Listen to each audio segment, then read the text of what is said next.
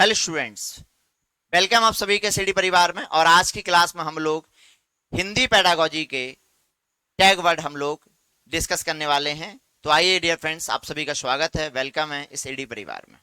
ठीक है, अगर आप लोगों ने हिंदी अच्छे से तैयार कर रखी है या नहीं कर रखी है, लेकिन आप अगर इन वर्ड्सों को अगर आप ध्यान में रखते हैं, इन शब्दों को अगर आप ध्यान में रखते हैं, तो आप हिंदी में जो क्वेश्चन आपसे नहीं बनेगा उसे आप इन टैग वर्ड के माध्यम से आप उसे सॉल्व कर लेंगे। तो आइए डियर फ्रेंड्स, हम लोग जानते हैं कौन कौन से पॉजिटिव हैं, कौन कौन से नेगेटिव वर्ड्स हैं। हम हिंदी के वो वर्ड हम लोग डिस्कस करने वाले हैं।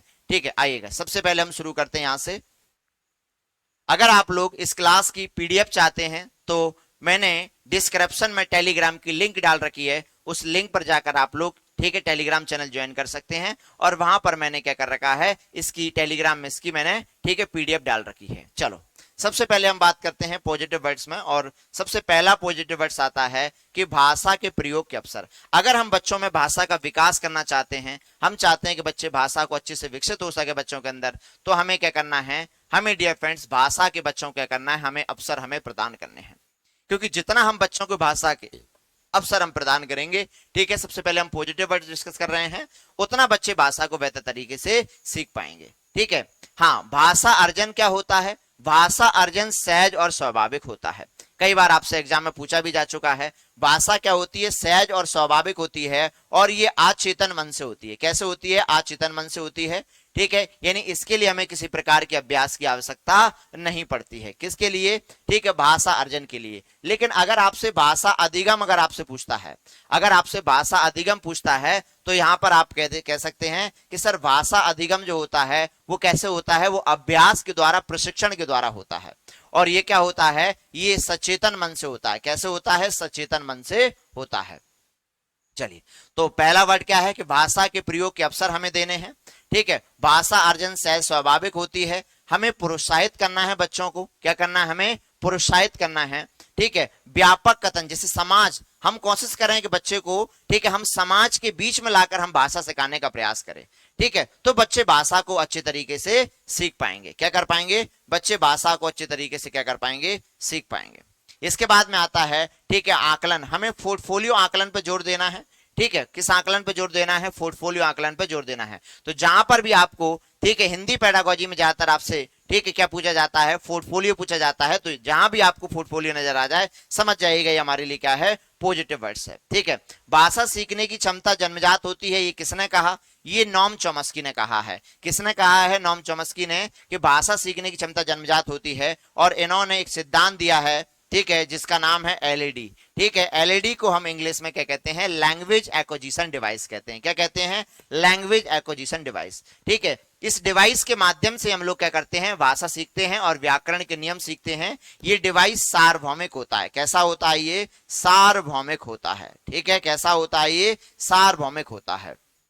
चलिए आगे बढ़ते हैं। ठीक है, मातृभाषा की स्वीकार्यता देनी है, यानी कक्षा में हमें क्या करना है? कक्षा में हमें बच्चों की मातृभाषा को स्वीकार करना है। मातृभाषा को स्वीकार करने का अर्थ है कि यहाँ पर हमें बहुभाषावाद को महत्व देना है। अगर हम कक्षा में बच्चों की मातृभाषा को अगर हम महत्व देते हैं, तो हम क्या कर रहे हैं? बहुभाषा को क्या कर रहे हैं? महत्व दे रहे हैं। ठीक है, भाषा के प्रयोग के अवसर हमें देने हैं, क्योंकि जितने बच्चे भाषा का प्रयोग करेंगे उतना वो बेहतर तरीके से सीख पाएंगे। ठीक है, हाँ, हम बच्चों को जो भी पढ़ा रहे हैं वो क्या पढ़ाएंगे? अर्थ के साथ पढ़ा कर करवाएंगे। कैसे करवाएंगे? अर्थ होना बहुत जरूरी है। देखिएगा, आप बच्चे को सुनना सिखा रहे हैं, आप बच्चे को बोलना सिखा रहे हैं, आप बच्चे को पढ़ना सिखा रहे हैं, आप बच्चे को लिखना सिखा रहे हैं। उन सभी में एक चीज कॉमन है। वो कॉमन क्या है? वो है अर्थ। ठीक है, क्योंकि हम पढ़ रहे हैं, तो पढ़ने का मतलब ये नहीं कि आपने कोई चीज को स्पीड से पढ़ लिया है। पढ़ने का अर्थ होता है कि हमने जो पढ़ा है उसे एक फ्लुएंसी के साथ, उसे एक अर्थ के साथ पढ़ा है। फ्लुएंसी महत्वपूर्ण नहीं होती है, महत्वपूर्ण होता है अर्थ। तो हम जो पढ़ रहे हैं वो कैसे पढ़ रहे हैं? वो हम कैसे पढ़ रहे हैं? अर्थ को ठीक है समझकर पढ़ रहे हैं, तो वह हमारे लिए ज्यादा बेटर है। क्या है? ठीक है, लेखन और मौखिक विचारों को हमें क्या करना है? महत्व देना है। ठीक है, विचारों की अभिव्यक्ति करवानी है बच्चे से। हम प्रयास करें कि बच्चे क्या कर सकें? अपने विचारों की क्या कर सकें? अभिव्यक्ति कर सकें। भाषा विविधता को हमें महत्व देना है। ठीक है, और भाषा विविधता को हमें एक संसाधन के रूप में देखना है। अगर हमारी कक्षा में अलग अलग प्रकार के बच्चे हैं, ठीक है, तो इसे हमेशा हमें किस रूप में देखना है, एक संसाधन के तौर पर देखना है कि यहाँ पर अलग अलग प्रकार की जो भाषा है ये क्या है, एक संसाधन है कि इस भाषा के द्वारा हम बच्चों को ज्यादा से ज्यादा सिखा सकते हैं। इसलिए बहुभाषावाद को क्या माना गया है, बहुभाषावाद को या भाषा विविधता को संसाधन माना गया है। क्या माना गया है, संसाधन माना गया है। ठीक है, भाषा अधिगम कैसे होता है, भाषा अधिगम प्रयासपूर्ण होता है। कैसे होता है भैया, भाषा अधिगम कैसे होता है, प्रयासपूर्ण होता है। बाल साहित्य को महत्व देना है।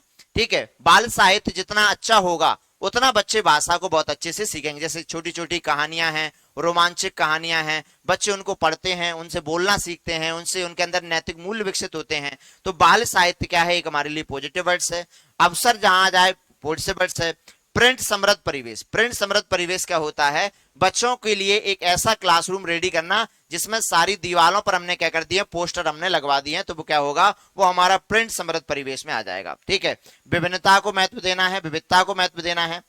ठीक है, अनेक संदर्भ में हमें क्या करवाना है, भाषा का प्रयोग करवाना है। ठीक है, एक संदर्भ में नहीं, ठीक है, अनेक संदर्भ में, यानी एक से ज्यादा संदर्भ में, ठीक है, बच्चे क्या कर सकें, भाषा को बोल सकें, ऐसा हमें करवाना है। तो इतने वर्ड्स जो हैं वो हिंदी पेडागोजी के हैं। अब हम चलते हैं, कुछ नेगेटिव वर्ड्स हैं। आइएगा नेगेटिव वर्ड्स को डिस्कस करते हैं। हिंदी पेडागोजी में कौन कौन से जो हैं वो नेगेटिव वर्ड्स हैं। सबसे पहले केवल आ जाए, ठीक है, मात्र आ जाए, ही आ जाए, ये कैसे वर्ड्स हैं, ये नेगेटिव वर्ड्स हैं। कैसे वर्ड्स हैं, वैज्ञानिक शब्दावली का प्रयोग नहीं करना है। वैज्ञानिक शब्दावली क्या है, एक नेगेटिव वर्ड्स है। ठीक है, सुंदर लेखन पर जोर नहीं देना है, हमें अर्थ के साथ लेखन पर जोर देना है। तो सुंदर लेखन हमारे लिए नेगेटिव वर्ड्स होगा। स्मरण करना, याद करना नेगेटिव है। कंठस्थ करना नेगेटिव है। कैसा है, नेगेटिव है। ठीक है, काव्यात्मक भाषा, हमें अलंकारिक भाषा का प्रयोग नहीं करना है। काव्यात्मक भाषा मतलब हमें अलंकारिक भाषा का प्रयोग नहीं करना है। ठीक है, ये क्या है, नेगेटिव वर्ड्स, नेगेटिव वर्ड है। ठीक है, पाठ्य पुस्तक के ज्ञान पर बल नहीं देना है, नेगेटिव वर्ड है।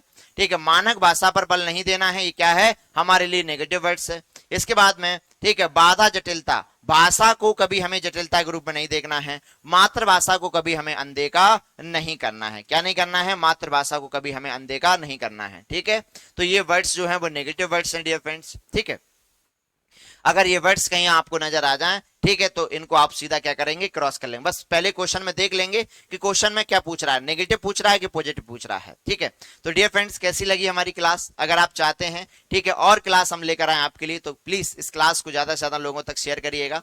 ठीक है, आज के लिए इतना ही। जय हिंद, जय भारत।